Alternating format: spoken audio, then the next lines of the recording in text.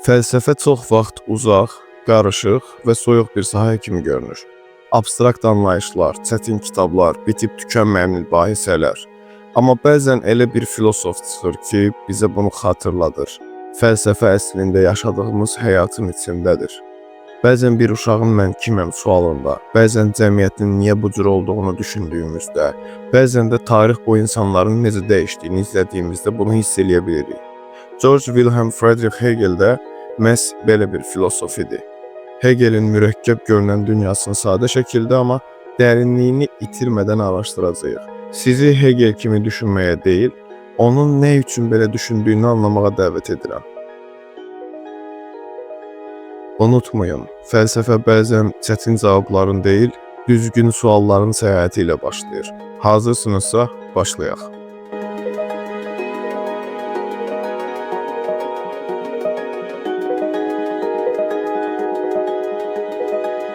Hegel 1770-ci ildə Almaniyanın cənubundakı Stuttgart şəhərində doğulub. Atası Ludwig Hegel intizamlı, təhsilə önəm verən bir adam olub. Ailəsi o dövrün protestant əxlaqı ilə yoğrulmuşdu. Əməksevərlik, sadəlik və tanrı qorxusu evin əsas dəyərləri idi. Hegel hələ uşaqlıqdan sakit, müşahidəçi bir uşaq kimi seçilirdi. O, oyunlardan çox kitablara maraq göstərib, saatlarla tək başına oxuya bilirdi. Antik Yunan düşüncəsinə olan marağı elə o illərdə başlamışdı. Latın dilini mükəmməl bilirdi. İncil üzərindəki çalışmalar isə onun yalnız dini deyil, əxlaqi və simvolik düşünmə qabiliyyətini də formalaşdırdı. Stuttgartdakı nüfuzlu bir liseydə aldığı klassik təhsil onun zehni dərinliyinin əsasını qoydu. Tarix, ədəbiyyat, riyaziyyat və fəlsəfə ilə yaxından maraqlanırdı. Dəftərlərinə yazdığı qeydlər sonralar onun fəlsəfi sisteminə çevriləcək ideyaların ilk izlərini daşıyırdı. Birləşmə, ziddiyyət, azadlıq kimi anlayışlarla çox erkən yaşlarda tanış olmuşdu. O dövrdə Almaniya onlarca kiçik knyazlıqlara bölünmüşdü. Bir tərəfdə ictimai nizam, digər tərəfdə isə maarifçiliklə yüksələn fərdiyyətçilik vardı. Fransada inqilab küləkləri əsirdi. Avropa sarsılırdı. Hegel hələ gənc ikən bu tarixi çalxantıların fərqində idi və bu mühit onun zehnində suallar doğururdu. İnsan həm azad olmaq istəyir, həm də qayda arzulayanda necə yaşamalıdır? Düşüncə ilə həyat niyə bu qədər ayrı görünür? Hegel 18 yaşında Tübingen İlahiyyat Fakültəsinə daxil olanda bir gün fəlsəfə tarixinə adını yazacağını bilmirdi. Qatı qaydaları ilə tanınan bu məktəbin ona verdiyi ən dəyərli şey dostluqları idi. Onun ən yaxın dostları Friedrich Hölderlin və Friedrich Schelling idi. Bu üç gənc gecələr ulduzlara baxaraq Platonla danışır, gündüzlər isə Kantın mürəkkəb mətnlərini çözməyə çalışırdılar. Bu dostluq Hegelə göstərdi ki, düşünmək təkcə bir məşğuliyyət deyil, bu bir yaşayış tərzidir, bir axtarış formasıdır. O illərdə xüsusilə antik Yunan dünyası Hegelin düşüncəsində dərin iz buraxdı. Eyni zamanda Hegel Kant fəlsəfəsi ilə də ciddi şəkildə maraqlanırdı. Kant ağlın sərhədlərini müəyyənləşdirmişdi. Amma Hegel sual verdi. Bu sərhədlər niyə var və biz onları necə aşa bilərik? Hegelin düşüncəsi hələ ki tam sistematik deyildi. Amma bir meyil artıq formalaşmışdı. Bölünmüş olanı birləşdirmək arzusu.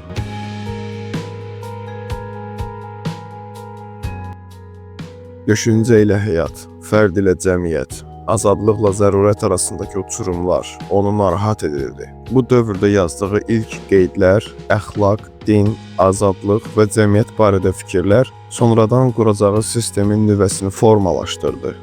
Tübingen məktəbini bitirəndə Hegelin nə kitabı, nə də şöhrəti var idi. Amma onun beynində böyüyən bir fikir var idi. Həqiqət yalnız zamanla bir proses içində özünü açar. 1793-cü ildə Bern şəhərində varlı bir ailənin yanında xüsusi müəllimlik etdi. Xaricdən baxanda bu illər sakit və sadə görünürdü. Amma Hegel üçün bu illər oxumaq, yazmaq və dərin düşünmək dövrü idi. Artıq onu məşğul edən suallar təkcə teoloji deyildi, ictimai və tarixi idi. Kantdan sonraki fəlsəfənin sərhədləri, fərdin azadlaşması və cəmiyyətin quruluşu kimi mövzularla məşğul idi. 1797-ci ildə Frankfurt şəhərinə köçəndə həm mühiti, həm də düşüncələr yeni bir mərhələyə keçdi. Hegel anlayırdı ki, insanın yaşadığı reallıq ziddiyyətlər və qarşıdurmalar vasitəsilə inkişaf edir. Azadlıqla zərurət, fərdlə cəmiyyət arasındakı gərginlik onun diqqətini çəkən əsas məsələlər idi. Hegel üçün bu ziddiyyətlər bir problem deyil, tarixin hərəkət verici qüvvəsidir. Gerçəklik sabit deyil. O daim hərəkət edən, dəyişən və ziddiyyətlərlə olgunlaşan bir prosesdir. Bu səssiz, lakin dərin illərdə onun sisteminin təməli atıldı. Hələ yazdıqları nəşr olunmamışdı. Amma onun beynində artıq bir istiqamət formalaşmışdı. Öz sisteminə gedən yol get-gedə aydınlaşırdı.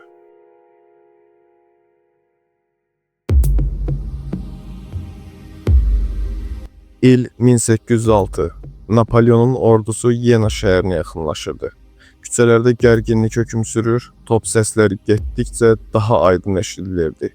Amma o an bir otaqda Hegel masasının arxasında oturub yazırdı. Sanki bu səslərin heç biri onun zehninə toxunmur. Çünki onun ağlında başqa bir sual dolaşırdı. İnsan şuuru özünü necə tanıya bilər? Bu sualın arxasınca gedərək yazdığı əsər fəlsəfə tarixinin ən dərin və ən çətin kitablarından birinə çevrildi. Tinin Fenomenologiyası. Bu kitab sadəcə bir fəlsəfi əsər deyildi. İnsan düşüncəsinin inkişaf xəritəsi idi. Və Hegel bu xəritəni yalnız bir fərdin deyil, bütün bəşəriyyətin adına çəkmişdi. Onun fikrincə hər bir insan və eyni zamanda bütün insanlıq eyni yolu keçir. Şuurdan öz şuura, oradan ağla və nəhayət ümumi tinə doğru bir yolçuluq. İlk mərhələ şuur mərhələsidir. Bu mərhələdə insan xarici aləmi dərk edir, lakin özünü həmin dünyanın içində hiss etmir. Məsələn, kiçik bir uşaq masanı, topu, pişiyi görür, amma mən kiməm deyə düşünmür. Dünya var, o isə sadəcə onun içindədir.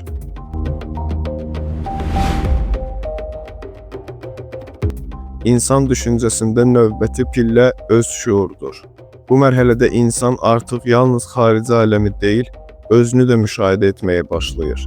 Artıq bu nədir sualı ilə kifayətlənmir, mən kiməm deyə soruşur. Amma burada Hegel mühüm bir nöqtəyə diqqət çəkir. İnsan öz mənini tək başına dərk edə bilməz. O ancaq başqaları ilə qarşılaşdıqda bir aynaya baxar kimi özünü görə bilər. Çünki biz kim olduğumuzu təkcə öz hisslərimizdən deyil, başqalarının bizə necə davrandığından, bizi necə gördüyündən anlayırıq. Məhz buna görə Hegel məşhur ağa və qulun dialektikası misalını çəkir. Təsəvvür et, iki insan üz-üzə gəlir. Hər ikisi güclü olmaq, digərinə üstün gəlmək istəyir. Bu qarşılaşma bir mübarizəyə çevrilir. Sonda biri qalib gəlir, ağa olur. Digəri isə boyun əyir, qul olur. Amma Hegel'e görə hekayə burada bitmir.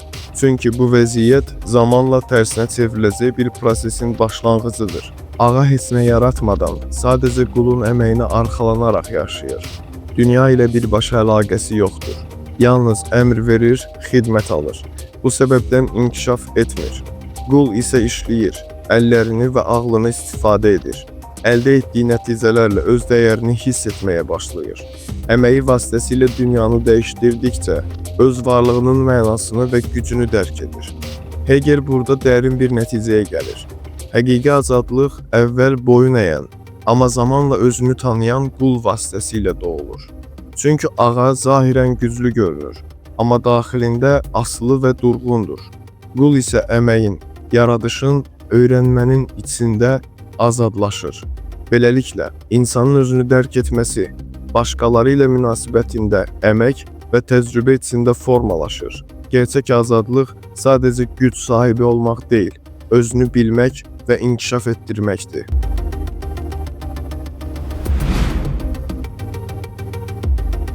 Bu mərhələdə insan artıq yalnız özünü və başqalarını deyil, dünyanı, cəmiyyəti və qanun uyğunluqları anlamağa çalışır. Mən kiməm sualı biz kimik sualına çevrilir.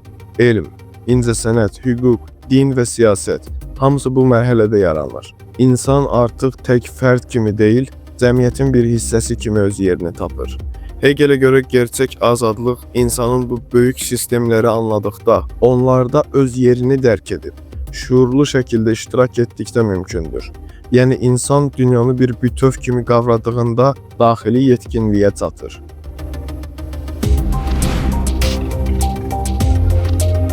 Hegel üçün tin sadəcə fərdin ağlı və ya hissləri deyil, bir xalqın, bir cəmiyyətin ortaq ruhudur. İnsanların birgə yaşayışından yaranan dəyərlər, inanclar, qanunlar, adətlər və mədəniyyətin özüdür. İnsan yalnız mən kiməm deyə düşünməklə özünü tam anlaya bilməz. Çünki kimliyimiz yalnız fərdi xüsusiyyətlərimizdən deyil, ait olduğumuz xalqdan, tariximizdən və mədəniyyətimizdən formalaşır. Hegel deyirdi ki, tin cəmiyyətin özünü tanımasıdır. Keçmiş təcrübələrdən dərs alıb irəliləməsi və hər fərdin bu ortaq ruhun bir parçası olduğunu dərk etməsidir. Məsələn, bir insan mən azadam deyəndə bu sadəcə şəxsi hiss deyil. Əsas sual budur. Harda azadsan? Bu azadlıq sənə necə verilib? Tarixdə necə formalaşır? Hegel'e görə azadlıq, ədalət və mədəniyyət kimi anlayışlar yalnız düşüncədə deyil, tarixdə gerçək olur. Bir ideyanın həqiqiliyini onun cəmiyyət tərəfindən necə yaşandığını göstərir.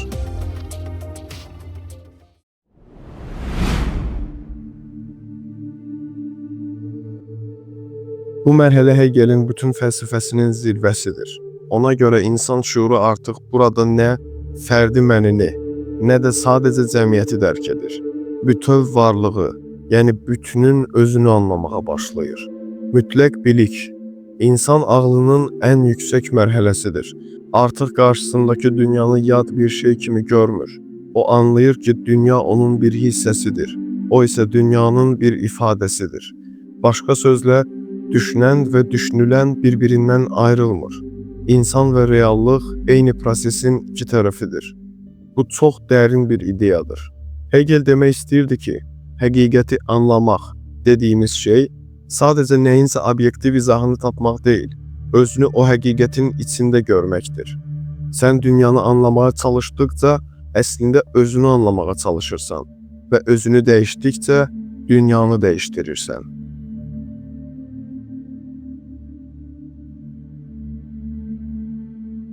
Bəs Hegel bütün bunlarla bizə nə demək istəyirdi? O göstərmək istəyirdi ki, hər bir fərdin daxili mübarizəsi bəşəriyyətin tarixi mübarizəsinin kiçik bir modelidir. İnsan öz daxilindəki ziddiyyətlərlə qarşılaşır. Öz qorxularını, qürurunu, arzularını dərk edir. Bu tinin öz içindəki gərginlik kimidir. Tarix də belə inkişaf edir. Qarşıdurmalar, inkarlar, böhranlar vasitəsilə. Hegel bunu dialektika adlandırırdı.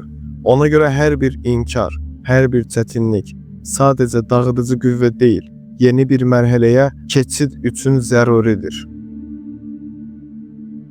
Hər dəfə bir inkar, bir böhran yaşadıqda bu həyatın bizdən tələbidir. Daha dərin ol, daha geniş düşün, daha çox ol. Yoxluqdan keçmədən yeni varlıq yaranmır. Sən öz daxili həyatında keçdiyin hər mərhələ, uşaqlıq sadəliyi, gənclikdə özünə qarşı üsyan, yetkinlikdə balans axtarışı, bunların hamısı tinin inkişaf yolunun miniatür formasıdır. Sən sadəcə bir fərd deyilsən, sən bütöv insanlığın təcrübəsinin davamısan. Sənin içində Hegelin dediyi ümumi tin nəfəs alır.